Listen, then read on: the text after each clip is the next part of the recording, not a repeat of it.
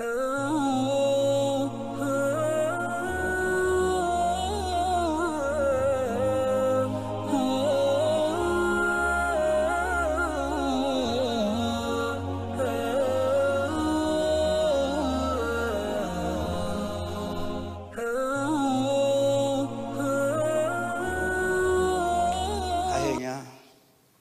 saya kata dekat isteri saya, rumah kita dah siap. Jom kita pindah rumah baru. Kita tinggallah rumah yang 1000 kenangan ni. Pindah rumah. Waktu saya duk ngangkat barang atas lori tu tuan-tuan, datang 2 suami isteri. Datang dekat saya, "Ustaz, boleh tak jumpa sekejap?" "Boleh bang, jom kita masuk." Tapi tak ada kursi lah bang, dah hantar dah kursi. "Boleh kau duduk atas lantai?" "Boleh." Biasalah rumah orang pindah ustaz. Oi, duduklah kami 3 bersila. Kami datang ni nak minta maaf. Sebenarnya kami yang sihirkan ustaz. Saya pun kata, "Saya tahu, dah lama dah saya tahu." "Ustaz tahu macam mana?" Isteri dia tanya. Saya tahu. Sebab saya tengok gambar mereka tu dalam mimpi saya.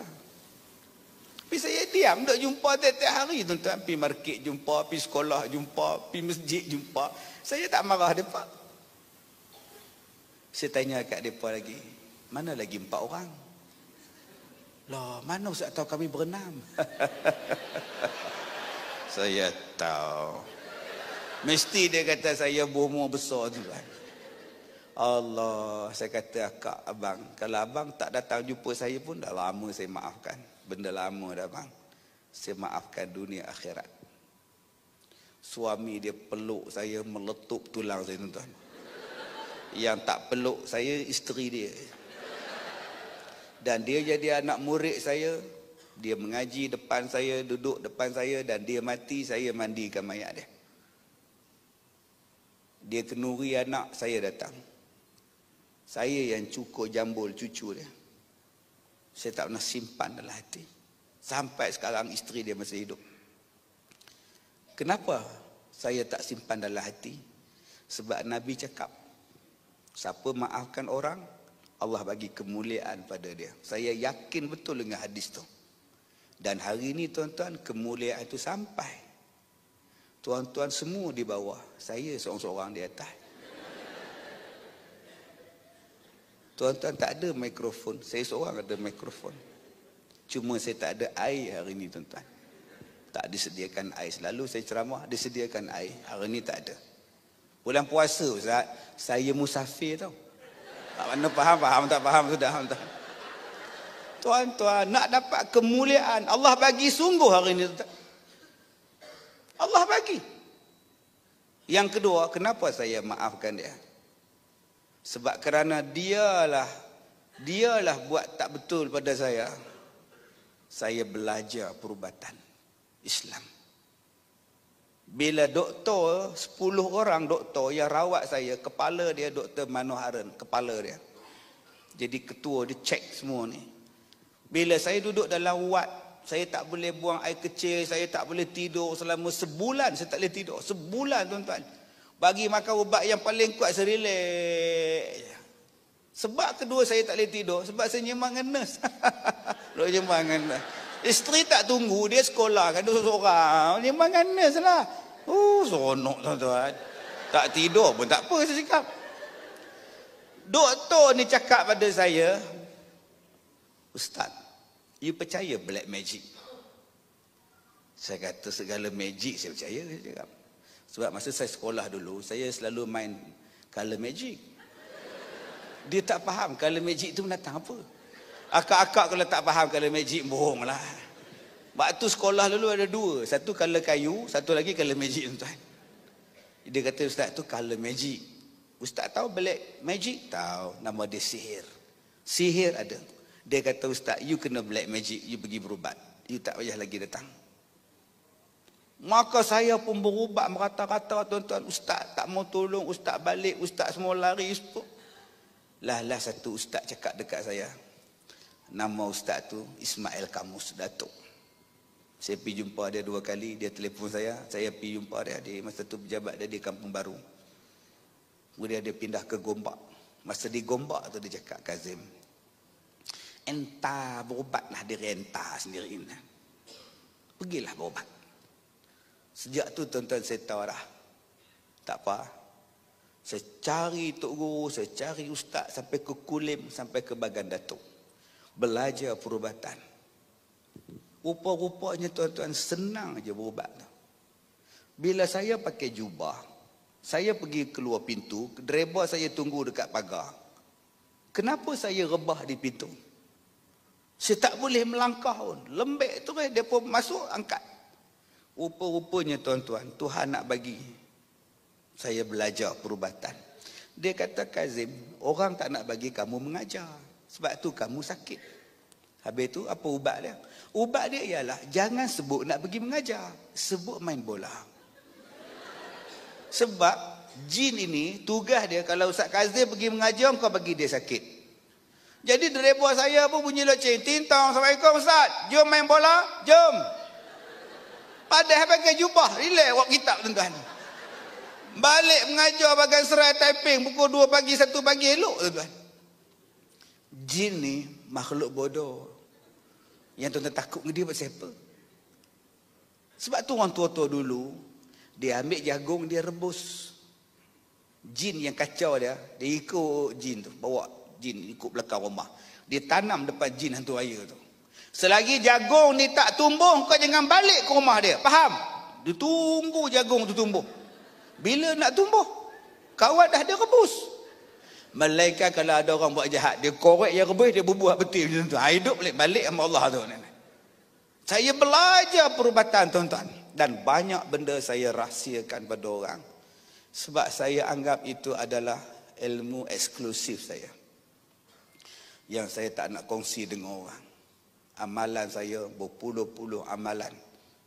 Tapi bila Anwar ni meninggal, bila Mukhtar ni meninggal, timbul satu perasaan pada saya. Kalau aku meninggal, ustaz di Bagan Datuk dah meninggal. Ustaz di Kulim pun dah tak ada. Kalau saya meninggal, siapa nak ambil ilmu ni? Dan ilmu ni saya tak tulis pun dalam kitab. Saya ada 18 buah buku. Satu buku pun saya tak tulis amalan yang saya amalkan.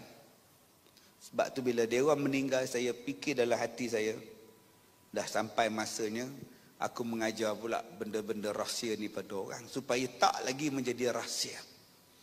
Dan tuan-tuan boleh beramal dengan apa yang saya buat. Okey.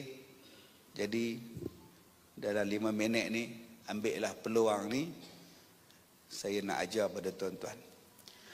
Yang dalam dewan ni saja. Yang mana keluar, yang mana balik, tak dapat dah ilmu ni.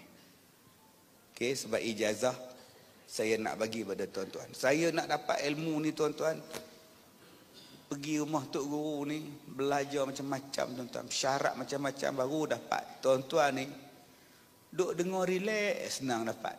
Saya takut tang situ je. Takut tak apa nak berkat. Di situ saya takut. Sebab tuan-tuan dapat ni senang sangat. Sambil duk nyanda, senang dapat. Saya dulu tuan-tuan nak dapat yang ni, aduh, macam-macam benda tuan-tuan. Sekali tu saya keluar rumah pukul 1 pagi tuan-tuan. Dia suruh tunggu depan rumah 1 pagi.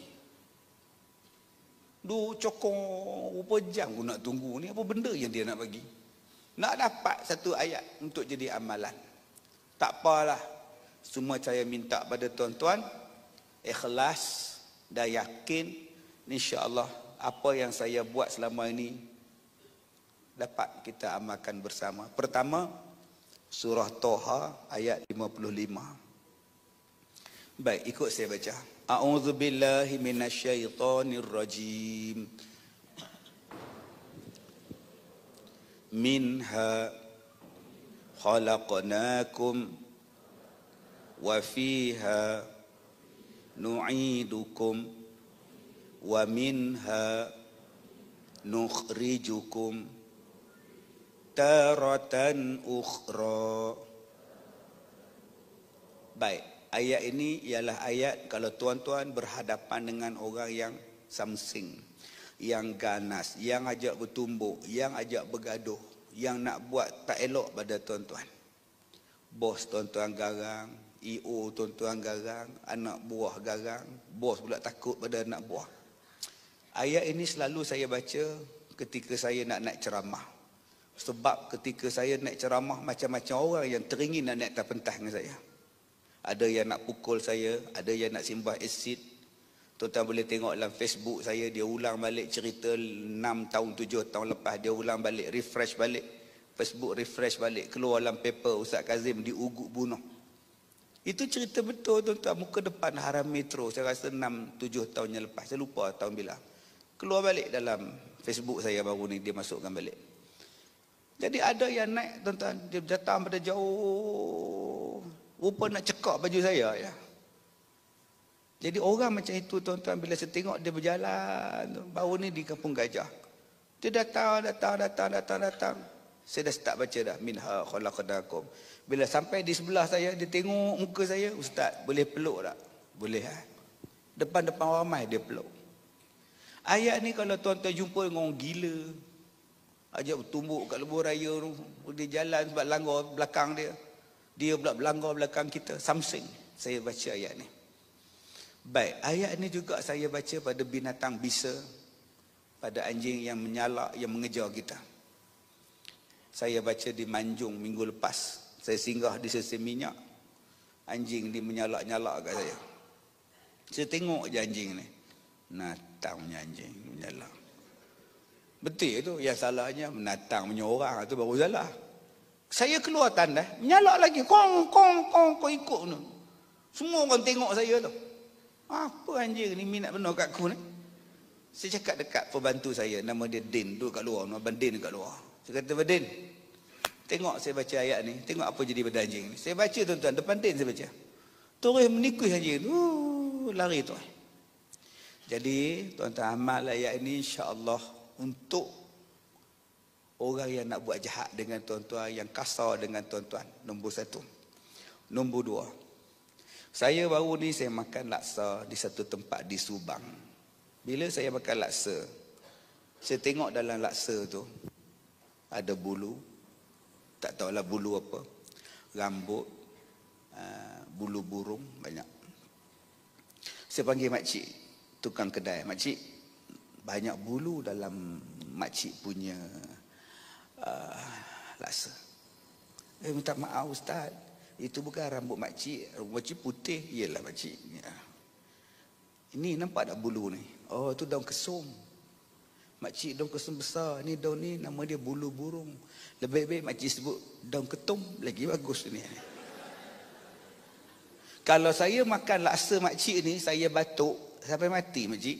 Dia melekat dekat sini makcik, saya gatal kerongkong. Ini kesan ni makcik. Orang sihirkan kedai makcik. Makcik ambil pen, saya tuliskan. Makcik tuliskan apa benda yang makcik kena buat untuk baca di kedai. Satu hari saya makan di sebuah tempat, saya minta bihun goreng dan teh kosong panas, teh o. Waktu saya duk menjawab mesej, saya bunyi macam pistol meletup. Saya tengok siapa tembak ni. Saya periksa pinggan, rupanya di belakang pinggan saya ni dah pecah. Pinggan tu pecah. Saya kata dekat akak tu, saya tak nak makan, saya bayar. Akak duduk sini, akak nampak ada pinggan akak pecah. Dan di bawah dia ada pasir, nampak tak? Okey kak, duduk sini, saya ajar. Jadi hari ni, saya tak nak tuan-tuan kena santau macam saya. Saya tak nak lagi tuan-tuan jadi susah, sakit macam saya. Isteri susah, anak susah, mak susah, semua susah. Dan sampai sekarang tuan-tuan, saya masih susah. Saya tak boleh makan daging kambing. Saya tak boleh minum air tebu. Saya tak boleh makan benda yang rebung, buluh. Saya tak boleh makan benda yang tajam-tajam. Sampai sekarang pantang, sakit tuan-tuan. Saya tak boleh makan langsung benda-benda itu. Walaupun saya teringin nak makan kambing. Teringin tuan-tuan nak makan kambing bakar semua. Tapi tak boleh makan. Makan saja saya muntah. Makan saja dada saya akan jadi merah balik. Kesan yang melekat dalam badan saya. Sampai bila-bila benda ni akan ada. Jadi saya nak ajar pada tuan-tuan petua bagaimana nak mengelakkan daripada terkenanya sihir yang dipanggil sebagai santau. Baik. Hidup saya ni berjalan siang malam, siang malam, siang malam. Saya makan di kedai, saya makan di warung, saya makan di restoran. Jarang sangat makan di rumah. Sebab tu orang yang paling untung tuan-tuan, isteri saya. Jarang sangat masak dengan saya. Yang masak orang luar masak. Jadi sebelum saya masuk dalam kedai tu, sebelum saya makan makanan dia tuan-tuan, saya baca 3 benda ni. Pertama, surah Al-Fatihah 7 kali. Okey. Surah ya, bukan tuan-tuan baca Al-Fatihah 7 kali. Al-Fatihah, Al-Fatihah, Al-Fatihah, bukan. Surah Bismillah sampai Amin 7. Baca pelan-pelan. Tak payahlah berlagu. Auzubillah. Tak payah tuan-tuan. Baca pelan-pelan. Jangan duduk depan kedai dia, duduk cekok pinggang. Auzubillah. Dengan tobat kena hambat dengan senduk dia tuan-tuan. Duduk dalam kereta boleh, duduk dalam kedai dia pun boleh. Sebelum makan baca dulu. 7 kali Al-Fatihah. Nombor 2, surah Hud ayat 56. Inni tawakkaltu 'ala Allah rabbi wa rabbikum ma min dabatin illa huwa akhidhun bi nasiyatiha inna rabbi 'ala siratim mustaqim.